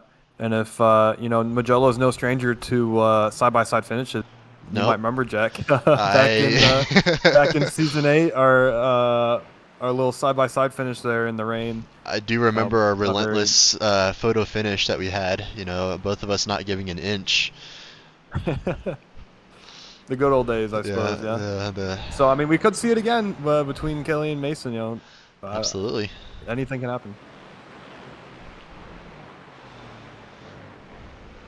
But yeah, he is very significantly hot in the closer. last corner. Like you can really see like just trying to get, I don't want to say like late braking, but maybe a bit of late braking, but then trying to pitch the car in the rear end, just not happy, a bit squirrely on entry, and Yeah, of course, and that hurt him doesn't on really help the exit. exit. Yeah, and Yeah. Mason got a much better exit, and the only reason Kelly's coming in is because of that draft. But Mason did really good to get a good exit right there, so Kelly's gonna have You to can try see again. Kelly's like, it's very interesting. It's like almost just pointing the front end of this car and just hoping the rear end hangs on, and it kind of has for the most part. But some of these corners just not happy with this car. That's kind of how this gap's kind of been going back and forth. Is Mason just running a really consistent line, but Kelly can kind of just gain that little bit on the entry. But I feel like the rear end it doesn't look happy almost on some of these corners. Yeah, absolutely. Well, let's get that helmet cam going on him, and let's see that wheel if there's any sudden counter steer movements that he needs to do. Ooh, that sun is blinding on the drivers coming through that sweeping right-hander. Yeah, that's turn 9 there. Tend to go off there in the dirt on the left. Yep. I've kind of seen it. You can watch it. Oh, sorry. Go ahead. I know you're good. I was gonna say with that sun right there, something that iRacing needs to add is some visor tints. I think that'd be something that would be pretty cool. Make it a little bit more realism, Mm-hmm. But anyway, yeah, continue. Where I've seen this for Kelly's driving is this final corner, turn 15. We'll see if he does it again on this entry, but I'm interested to see. It kind of like dives in deep right here. Oh, speaking of diving deep, Mason diving deep right there. He's going to have to correct the car a little bit. Almost like both of these cars, just the rear end's just not happy. I wonder that might be that worn out tire or something, but we'll see with some of these corners, like some of these mid-sector, like sector 2 turns, just kind of, at least from my standpoint, I don't know if this is actually intentional or from just my point of view, but really late entry. Yeah, you can kind of see it there, just really late entry, and then just almost hurting the exit almost. But I wonder if that's not helping his tire width or tire wear or what. I could tell you what, they're a bit further back. They're scrubbing their tires pretty hard. Kelly putting a lot of wheel into this car to try and get it to turn, and that's gonna put a lot of heat into it. Mason's gonna take advantage of that. Gap now to 1.2 seconds, just about. Yeah, I think just doing that over and over, scrubbing. You're gonna get more understeer, of course, with the natural tire wear of this life, and not taking tires on the pit stop. You're racing on that's probably 20 or 15 lap old tires you're on, and forcing that understeer to try to get the car to work. It seems good on entry, but so the corner in the lap you're just gonna lose time. Maybe see the lap times through this final couple laps. It's been pretty consistent. 46.3, 46.2, 46.3, and 46.4. So yeah, Mason was 2/10 faster that last lap, but we're gonna see with this lap. Kelly dropped back a lot in that opening sector, so we'll see what. Yeah, that corner looked a bit better from Kelly there. Yeah, but I think at this point it might be a bit too late, as there's only almost a minute and a half left in the race. So yeah, absolutely. It might be a bit too late for Kelly at this point. Yeah, that last lap, believe it or not. Oh no, I was looking at the wrong drivers there. So 4/10 faster from Mason Smith that last lap. As William Burrell and Nick Terrell. Oh no, they're that's a lap car. Never mind. Let's say to just Nick Terrell getting around Burrell there. There's Herbert and Burrell are actually fighting for position there. I'm gonna notice that gap there for P16. So a couple drivers not all of them pretty close. Yep. We'll see if Herbert Pineda can get William Burrell here in the closing stages of this race. Last minute left. He I can't really tell too much if this is going to be the white flag lap or if this is 2 to go still. I think it will. I mean, they got 40 seconds to take the checkered, so I have a feeling it's going to be this lap will be checkered or white flag, I should say. Yeah. If we can circle back to Ricky Renner having that incident in turn 1, lap 1. Back up to P8, so kind of undoing his damage, +1. Qualifying 9th, now 8th. So, I mean, not the spectacular drive we saw at Daytona, but I mean, still not a bad showing. Gaining, I'd assume from almost last to 8th. Inside the top 10, not a bad run. Yep, absolutely. As looks like that was 2 to go, so we're on our white flag lap right now. Dustin Neerhoof is going around this track one last time. Josh And, Anderson found his way up to Michael Bacone as well, trying to get one more position for P18. Very close from them. As it looks like Herbert Pineda is getting right on by William Burrell here on the front stretch, as Barney was waving the white flag right there. So Herbert Pineda getting a little bit closer, but Nathan Nickerson is well up ahead. Slow her down, bud. Slow her down. Man. Herbert very late on the brakes, but kept it going. So. Yep. I mean, are these all for position here? Yeah, it is. Yep, this is all position battle. John Crane going Crane, wide into Herbert. the Oh, no! Oh, Bill Burrell. No! No! Man. I wonder if he was just trying to take some avoiding action right there. Oh, no! On the last lap. Let's get some drone action going right here. As I think John Crane may have spooked him. Let's see what William Burrell Crane did. goes wide. Yep. William did too. He just doesn't know where to go, and yeah, Absolutely. it's like a left, like go left, go right, and at that point the gravel's already taking control. So, that's very unfortunate on the last lap there. Yes, it is. As Dustin Neerhoof rounding out the final corner, and he's going to flash his lights, weave around, celebrate in the cockpit, taking home his win here tonight at Mugello.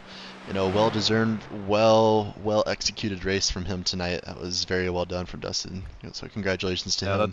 That's the perfect race there. Yep, Christopher Hamilton coming home in a nice, comfortable second place. With Mason Smith was able to hold on to that 3rd position right there. With Kelly, 2/10 back, he was close, just not close enough. Yeah, our finish was better. Yeah, we got a little bit closer right there. Nick Terrell coming down this front stretch now to take home your 5th place. It was a close battle. Josh Anderson and Michael Bacone really finding it out towards the end. I think they're got a pretty close gap here. Come around the final corner, just about to turn 15. Taking home do your anything. gold. All right, I need to get on my job a little bit and ping the drivers here to. This will be a close finish here between Josh and Michael. Josh might have a run here. Just a little bit too late. Wow. Just a little bit. Just a little bit too late. Michael holds him off. Nice. I wish we can get the most out of it, but got the end there. There you go. They had to one-up our photo finish there. Get the yeah, right. Let's get our drivers going right here. So Josh Betts at Astin Dilts. So Mason was able to get that 3rd position. Oops. At Christopher Hamilton. Neerhoof to the booth. Oh, I just saw it. All right. Daver is Dave Tilford, so. It is Dave Tilford. Okay. I didn't realize that. Sorry, David. All right. So let's see who we can find here for some interviews here tonight. So first one we can bring in here is James Molyneux.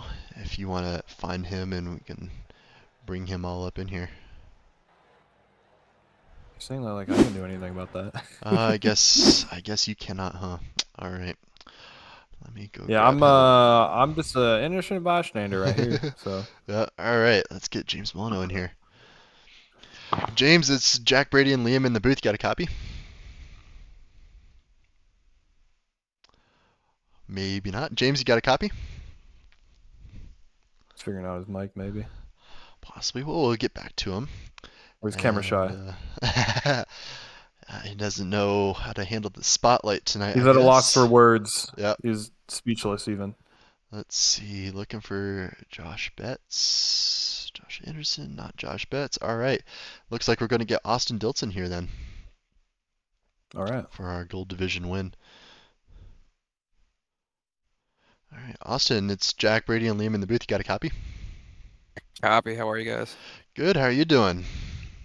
I'm doing well. I survived. Yes, you did. That was a pretty nice race that you had there with Morgan Smith. Looking like you guys were getting pretty nose to tail, working together a little bit. You want to walk us through your race a little bit? Yeah, I mean that first corner I was trying to take it easy, but I don't think anyone else was. So I like six cars washed in front of me, and I just kind of had to brake and let them all go. And so it was kind of just a recovery drive, but people kept flying off the track, so it just kind of ended up with me getting sixth, really, just keeping it on the track. Yeah, very nice. Looked like nice battle with Nathan Nickerson, able to pass him for the lead of the gold division. How do you feel about that?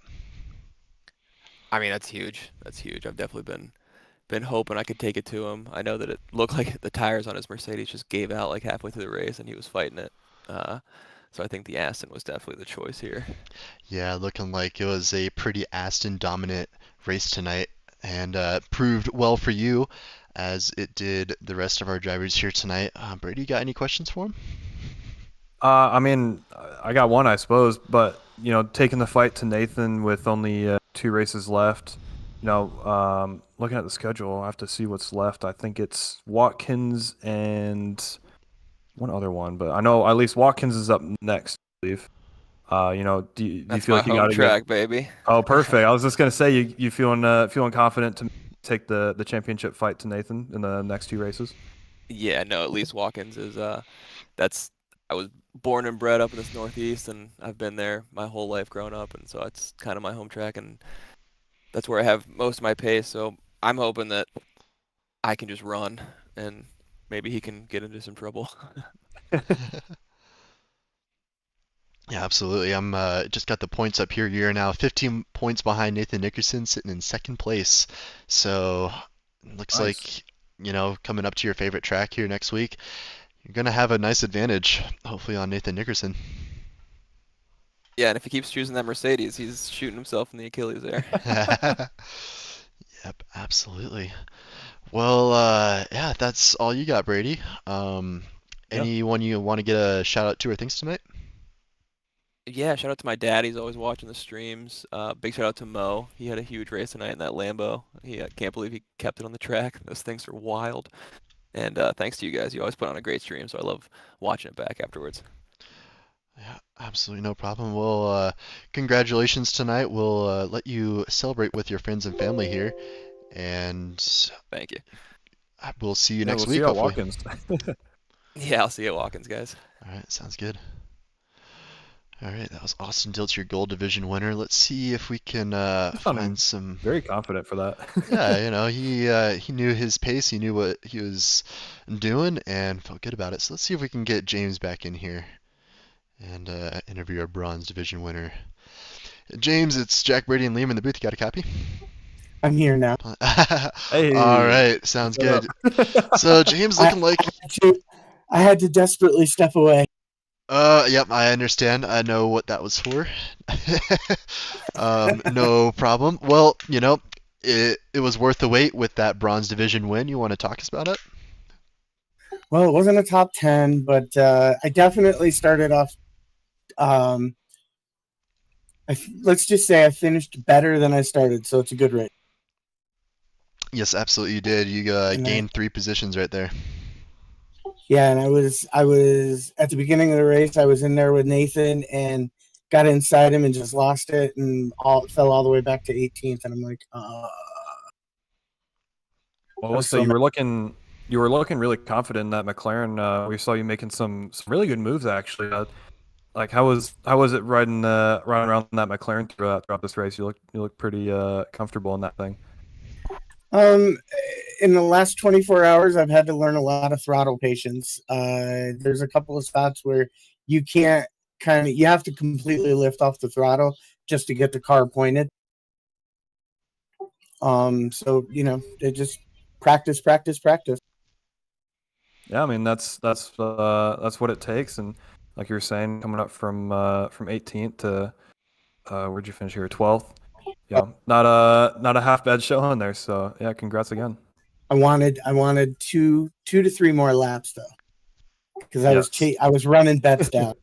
There's always the races where you want 2 more laps, and there's always the races where you want it to be 2 laps less. So I know how that feels. I don't know if I'd have gotten by him, but I at least would have caught him. Hey, that's fair enough. It was fun though. That's actually probably the most fun I've had at Mugello. Yeah, I guess I could also ask, like, how'd you think of the track? You know, I believe the last 2 times we've been here, it's been in the rain, so finally get some time to run on a dry track. You enjoy it out there? So I got scared at first because when I hopped in to practice, Dre goes, rain coming, and I'm like, oh no. Oh no. So I quick look at the weather and I'm like, oh, thank God Dre's wrong. Yep. Well, that was I'm sure a jump scare for you right there. Don't want to Yeah, repeat well- of Daytona. No. But got the bronze division win here tonight. I think that brings you. Where does it put you in points? Let's bring that up real I don't know. quick. Let's see. Still don't see you in the top 3, but that is going to bring you pretty much, or well closer, I should say. They're currently sitting 5th, but getting by, if finish above John Crane. Yeah, it should put him pretty close to 3rd actually. So that might be a 4th or 3rd place jump there in the bronze division. Well, and next week's Watkins Glen. That's my home track. Well, there you go. Just like Austin. No way. Well, we're Yeah. 2 for 2 on home track races at Watkins. So yeah, I that'll be good. about to an see. hour and a half away from it. That's awesome. Very nice. Well, you want to give a shout out to or thanks to anyone tonight? Well, of course, as usual, you guys for doing the broadcast. Thank you very much.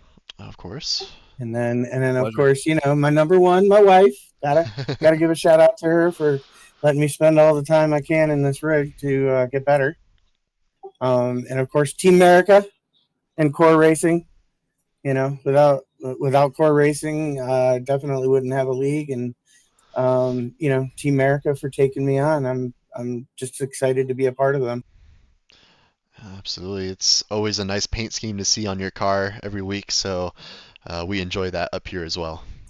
Yeah, actually, this one's a new one. Russell Black from Team America did the paint job for the car. That's actually the paint job we're going to be running in Daytona in February. Awesome. Yeah, it's looking very nice, and you'll be standing out on the track there. Definitely. Thanks, guys. Awesome. Yep, no problem. We'll let you Thank you. celebrate with fans and family, and hopefully we'll see you next week. Have a good night. Yep, you too. That was your bronze division winner, James Molyneux. And let's bring in Josh Betts, your silver division winner. And Josh, it's Jack, Braden, and Liam in the booth. You got a copy? What's up, boys? Well, that silver division win must feel pretty good for you. I think that does some pretty nice stuff to your points here. How are you feeling? I'm feeling pretty good. I was kind of scared about this race, to be honest. Yeah. Yeah, I didn't play it all this week. I think I actually practiced was the first time I touched the sim since Sunday, so I just thought it was gonna go really bad, to be honest, but it didn't go too bad. Well, I mean, it looks like you avoided all the carnage there on lap 1. How was that from your perspective? Oh, that was pretty crazy, to be honest. I just seen Ricky and just get completely just speared, and then almost killed Nate, and it's pretty crazy to see. Yeah, it was a pretty crazy accordion effect. It's definitely worth the look into turn 1. Definitely not Josh's fault. That one's for sure. Oh yeah, no, he had nowhere to go. He was on grass, and there's no way you're stopping. So it happens. It looks like you took a good chunk out of Josh Anderson on the silver division points there. And I mean, with 2 races to go, do you think you can maybe reclaim that top spot in the championship? I think so. We're going to Watkins next, so I really like that track. Probably one of my best tracks. So. As I say, it seems to be a driver favorite, or so. I don't know. It looks like a lot of people really looking forward to racing there next week. Yeah, it's gonna be fun for sure, and the championship's getting closer, so it's always fun. Trying to go for 2 in a row, so we'll see. Absolutely. Well, a 15-point gap is easy to make up in the series. 2 races to go. You are definitely in the hunt for that championship win. Oh yeah, we'll see. Hopefully, I can keep it on 4 wheels. Yeah, absolutely. We'd That's hope the so. goal. Oh yeah. Well, It's not fun winning like that. Kind of always want to battle with the guy you're winning with, or fighting against. You want to battle with that guy, so kind of sucks for Josh. I really want to battle with him because pretty even pace. So hopefully next week we can have a fun battle. yep, absolutely. We'll be eyes all over that for you guys battling it out, and hopefully it goes to the final race just to make it that little bit more interesting. Um, Had to add your helmet, by the way. Looks very fun, very festive for this year or for this Oh yeah, season. my Santa Claus helmet. Yeah, Yep. my pit crew's wearing Santa Claus outfit too. Yep. There you go. That'll There you look go. perfect. That's what you like to see. I Well, think I'll switch to the Grinch car next. I'm gonna run a Grinch car next week. I think you got to do that for the final race, or when you know for sure you're going to snatch that championship trophy away from Josh Henderson. I think Oh, that good that'd be point. Good appropriate. point. Think I'll hold it till then. Yeah. Yeah, yep. Awesome. Well, anyone you want to give a shout out to or thanks tonight? Yeah, I want to give a shout out to the whole Sim Races next gen team. We're all out there just playing all the time together. Everyone's pushing each other. That's always fun. Thank you to you guys for putting on awesome streams. We can come back and watch it. And thanks to my girlfriend for letting me sit here in my DGen room and just go on the computer and practice. Yeah, very nice, very nice. It's always helpful having that supportive spouse with you there. But yeah, we'll let you go celebrate with them and all of your friends and family tonight. Congratulations. All right, thanks, boys. Yep, no problem. All right, so that was Josh Betts, your Silver Division winner, and I think now it is time for your top three. So third place, Mason Smith. Let's get him in here. Mason, it's Brady, Jack, and Liam in the booth. You got a copy? Yes, I got a copy. All right. Well, congratulations on your third place here tonight. Maybe not the position that you were hoping for, but it was still a good showing nonetheless. Want to walk us through it? Uh, it is unfortunate because like that double, was it the double fast right that you go uphill? It's Mhm. like hit that either invisible curb, but I think I just hit that curb wrong and it just upset the car a lot. So that was like the unfortunate part that like really happened. Other than that, I mean, like just battling with Kelly a bit, and then just securing that third place. It's like, uh, after that lap 8 incident, it's like, well, I guess I'll just have to try and catch Kelly and just settle on third. Yeah, I was gonna bring that up, I guess, as well. Like that save, like that car getting upset, was that seemed a bit tricky to save, and I mean, good job for not making it any worse. But how did that feel? Like I guess, like you were saying, the invisible curb upsetting the car there. Invisible curb or not, yeah, it it was about to like get snappy and just lose, and I was just going to, I guess like the best thing is just going to gravel, just get it settled again at least, and just slowly like rejoin the track, and that's all I can do because the Aston Martin, it's snappy, yes, but is it is it rewarding? I would say yeah, definitely, but this just hope I would have better luck next week, and honestly I would say I'm looking more forward to it since it's Watkins Glen. Yeah, Watkins seems to be the favorite amongst a lot of the drivers this week. And do you think that that'll help you in your chances of claiming that top position of the Platinum Championship, since there's only 2 races left? Yes, I would think so because I know after that is Silverstone, and I know that's going to be very challenging to say the least, and it's probably going to rain 70% of the race, even though, yeah. But Watkins Glen, I'm hoping for to get that one. get that one done so I can, head into the championship race, uh, be either be close or be in the lead. Yeah, absolutely. I think you are 9 points behind. Pull up the points real quick. Yeah, you are 9 points behind Dustin right there, so it is still very much in grasp easily, especially in the final two races. Yeah. So very nice, very nice. Well, anyone you want to give a shout out to or thanks tonight? To y'all on the broadcast, and as always, and shout out to my family that watches. Awesome, awesome. Well, speaking of them, we'll let you go celebrate and yeah, just enjoy the rest of your night, and I'm sure we'll see you next week. Thank you. No problem. So that was your third place tonight, Mason Smith, and let's get Chris Hamilton here in the broadcast. Hey. Chris, What's up, it's familiar Jack, Brady, and Liam in the booth. You got a copy? Yeah, I got you, boys. Well, second place here tonight, looking pretty comfortable for, I would say, 90% of that race right there. You want to walk us through it? Well, I'm a little under weather, so I do apologize, but it was just It's kind okay. of show up, figure it out, and send it. I don't know where Dustin was finding like half a second on me. I don't know, but hey, we pulled out a good one in quali. I think he messed up in quali.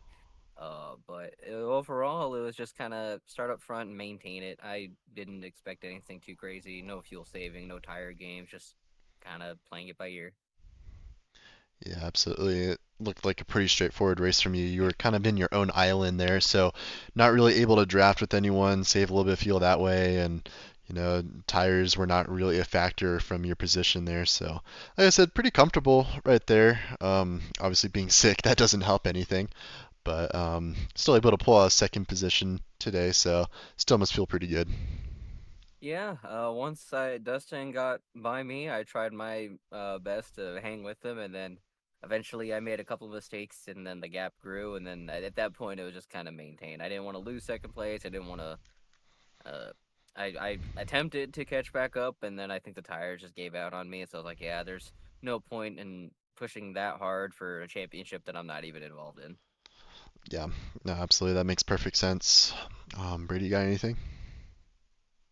I don't know, man. I'm trying to think, I guess, but like he was saying, he kind of answered all my questions, really. I mean, this is just like a hop in and go type race for you tonight, and I mean, it seemed like it was pretty drama free, avoiding the lap one incident there. You probably didn't even see it, maybe in your mirror, but I mean, anything else? Like, I suppose you were hoping to gain tonight, or is this just like a for fun It's race for you? definitely for fun. I think I can make next week. I signed up for the season mostly to keep my number. That's really the whole reason why I signed up, and show up, have a little fun with the boys. No expectations. Maybe just kind of refining my own driving technique, and there's still more I can do, more I can learn, and we'll go from there. Absolutely. You answered my question if you're going to be there next week. You feel comfortable out around Watkins Glen? I literally raced it last night in CSRL right here on CRN, and I learned that car choice matters. Matters a lot. So I know what I'm not Interesting. driving, and I'm pretty sure what I will be driving next week. Absolutely. Well, I So won't ask you that question to keep that a secret. Maybe give you a little bit of an advantage on the field. everyone's gonna be in it, I promise you. It should be really obvious. Well, still in confidentiality, I'll leave that one a mystery for some of the viewers at home until next week that we see you there. But well, awesome. Second place for you tonight. Must feel pretty good. Anyone want to give a shout out to or thanks tonight? Huge shout out to Johan Simonari who painted this fun Blue Thunder paint scheme. It was our Daytona 24 car that's in it. That one's right around the corner. So he does a lot of cool paint schemes. He's actually part of Team Conti. I don't know if you know some guys who run there, but he's the guy who does all the painting work behind the scenes. Huge shout out to all the boys here at Core. They always welcome me with open arms. I've been a Core member for a while, and just whenever I can, I kind of hop in. And thank you guys for the broadcast. Of course. Well, nice little shout out there, and yeah, we'll let you go celebrate with your friends and family tonight. Congratulations. Appreciate it, guys. And we'll get in your overall winner here tonight, Dustin Earhoof. Dustin, it's Jack Brady and Liam in the booth. You got a copy? Yep, I've got you. Well, you are the winner here tonight, extending your lead on Mason Smith by 9 points. It must feel pretty good. Want to walk us through your race?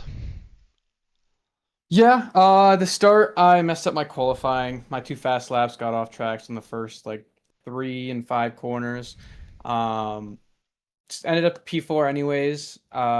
Just tried to make my way through the pack because I knew I had a little bit more pace than them, and made my way through and just tried to keep it consistent. Got into a groove and just kept it pretty consistent and clean. Yeah, absolutely. Yeah, we were suspecting a little bit of qualifying troubles right there, starting in third. But once you were on track, you were a lightning bolt, setting quick time after quick time and just making that gap larger and larger behind you. Yeah, once I got ahead, just kind of kept focusing on my mark, didn't really look behind me. I know Christopher was there for a while. I think he ended up getting a slowdown at some point, which kind of at that point, there wasn't really any pressure on me, which just let me focus straight on pace, and I just kept being consistent. Absolutely. Well, that's all you can do, and consistency definitely won you the race. I think you won it by like 11 seconds, so definitely a dominating drive from you tonight. It was very well done. Um, yeah, that seemed pretty lonely out there for you for the most part. We were kind of having that same talk with Christopher behind you. Both of you just seem like you're on an island, kind of doing your own thing. Yeah, I was a little worried coming into this because I didn't own this track previously. I bought it on Sunday. Ran a little bit of practice throughout the week, but I wasn't sure how my lap times were looking. Um, but I hopped in today, felt pretty good, and probably the best outcome we could have came out with. Yep, absolutely. How are you feeling for next week at Watkins? Oh, I love that track. It's going to be a good race. It'll probably be a close one because it's hard to really get a lot of pace over the other guys. It's usually pretty close, but it'll be a good one to watch. That's for sure. That kind of brings up just the championship fight with only 2 races to go at Watkins, and then of course our 2-hour race at Silverstone. Like, with the championship being so close, do you think you can find an advantage at? I mean, I can certainly try. I don't know. I raced some officials there last week. I felt pretty fast. It's just biggest thing's going to be consistency over that hour of a race, getting good pit stops, getting your pit strategies right. Just making your way through and trying to, if I'm ahead, hold them off and play good defense, or if I'm behind, make a good pass and try to play it good. I won't ask exactly what car this might be, but we had Christopher in here saying that there's a strong car choice that he predicts a lot of people will be running. Do you think you might know what he's talking about with that, or are you just Yeah, gonna? You think you'll continue with the Aston for that? definitely know the car choice. I'm pretty sure everybody knows. I mean, it's being run all the time right now. But yeah, I have a feeling next week at Watkins we're going to see a lot of the same car. Not a big variety. Well, Gotcha. Well, if that's there's any all I hint have, from Joel. yeah, if there's any hint from this race, I'm sure a lot of people will take that hint and run with it. So, but you never know. We'll see what happens. Yeah, anyone you give a shout out to or thanks tonight? Thanks you guys for put on the league, put on the broadcast. Great to watch it back every week. Shout out to WBM, great group of guys. They showed out pretty well tonight. Um, yeah, that's all I got. Awesome, awesome. Well, we'll let you go celebrate with your friends and family tonight, and congratulations again on your win. Thank you. Alrighty, that was a very eventful race here tonight at Mugello. We'll walk through our race results here real quick. Yep, Dustin Yerhoof getting that top position here tonight with Christopher Hamilton second place, Mason Smith rounding out your podium. In fourth place, we have Kelly Ponier. Fifth place, Nick Terrell. Sixth place, Austin Diltz. Seventh, Nathan Nickerson. Eighth, Ricky Renner. Ninth place, we have Nick Nickerson. In 10th place, we have Morgan Smith. And in 11th place, we got Josh Betts. 12th place, James Molyneux. 13th, Alex Jaspers. 14th, Tim Thompson. 15th, Herbert Pineda. 16th, William Burrell. 17th, Michael Picone. 18th, Josh Betts. 19th, John Crane. 20th, Michael Schwartz. 21st, we have Javi Sierra. And 22nd, we have Aaron Reed. So definitely a crazy race tonight. But yeah, looking at the points here, Brady, how are you feeling about the final two races coming in to fruition? I was gonna say I'm sensing a lot of confidence from these drivers. Everyone that we've talked to, really looking forward to Watkins. I mean, I personally think it's also a great and this car choice that they keep hinting at. I think it might even level the playing field, so to say. If everyone's in the same car, it'll really bring out who's the better driver, I suppose. And yeah, we'll have to watch out for that. And of course, the championship battle getting really close. Dustin extending his lead, not a whole lot, but just that little bit. Austin Diltz taking second place in gold, so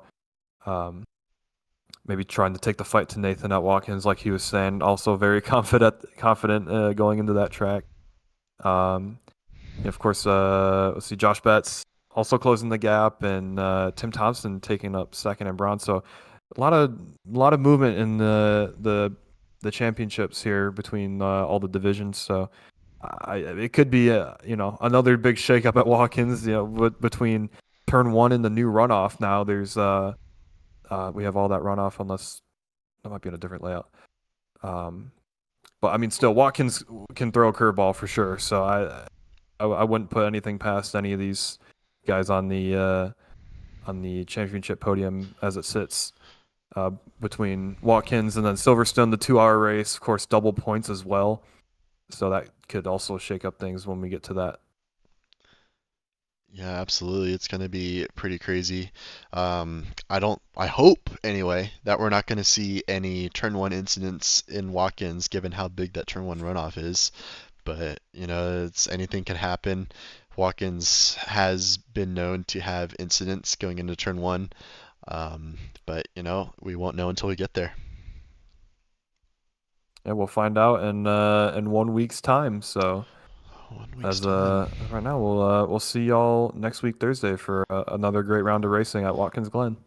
Absolutely. From all of us in the booth, we wish you a good night and have a good week. See you next week.